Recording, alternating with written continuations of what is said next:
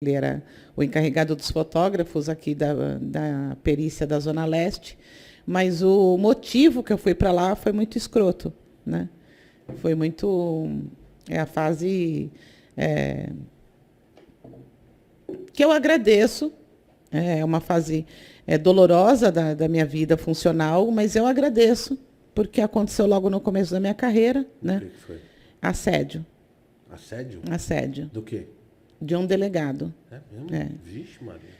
E aí eu fui ver um inquérito de um tio de um amigo meu que era caminhoneiro e foi assassinado, e eu fui ver como estava o andamento do inquérito na sala dele, e ele se sentiu na liberdade de que ele podia me agarrar, entendeu? Então, Nossa.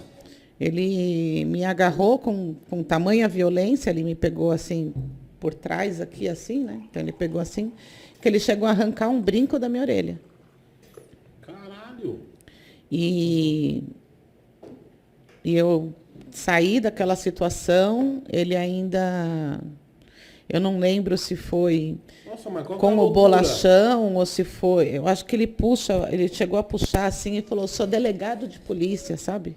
Eu sou delegado, e deu na minha cara ainda. Como dizendo, eu sou delegado e você tem que dar para mim, né? Tá louco. E aí eu fui... Isso logo no começo da sua carreira?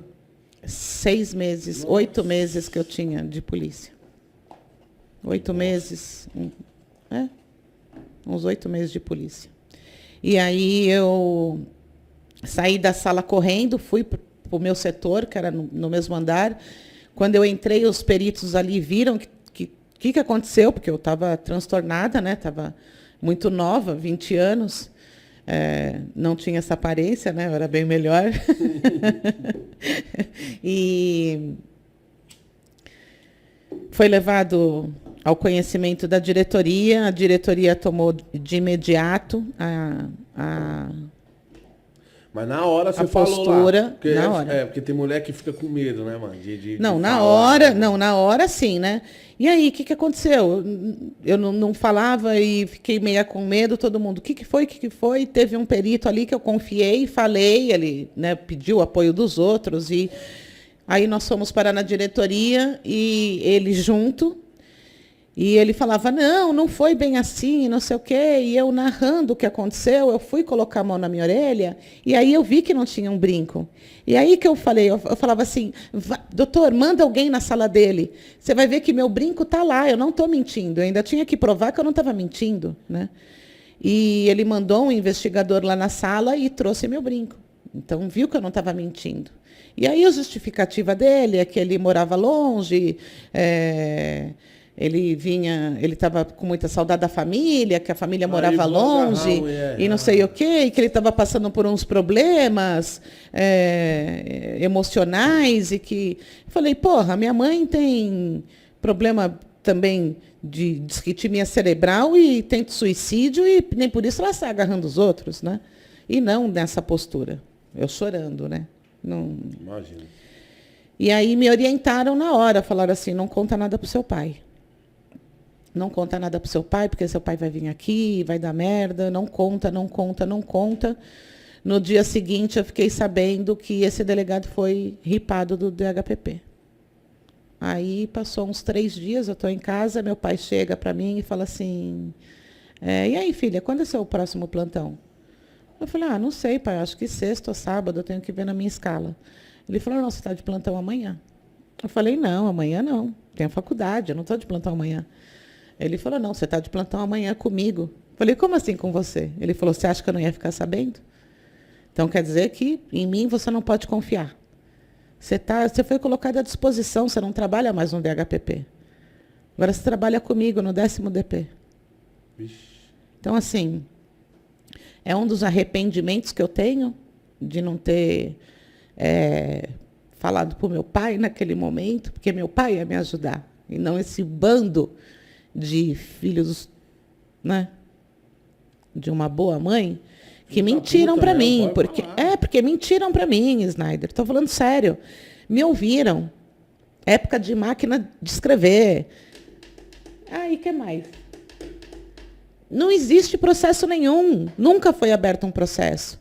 Eu fui enganada, eu fui ouvida e nunca foi apurado isso. entendeu? Então, eu fui enganada. E, na época, o doutor Desgualdo não era diretor ainda do DHPP. Ele entrou em contato comigo e ele falou assim, menina, eu vou redimir esse erro.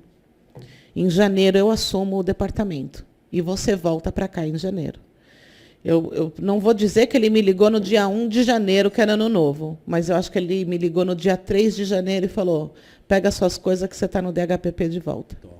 Então, assim, eu sou muito grata ao doutor Desgualdo.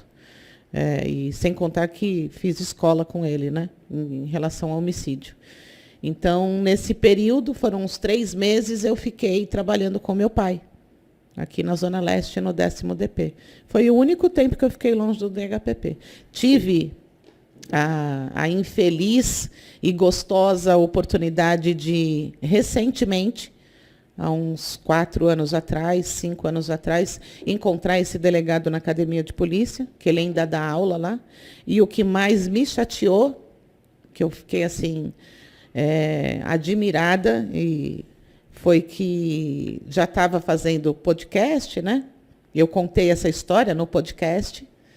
E 3 alunas da academia de polícia entraram em contato comigo falando assim, é o fulano de tal, Thelma? Eu falei, é. Ela falou, a gente tem aula com ele e ele continua a mesma coisa. Ele fala com a mão, ele tira a nossa roupa com o olho.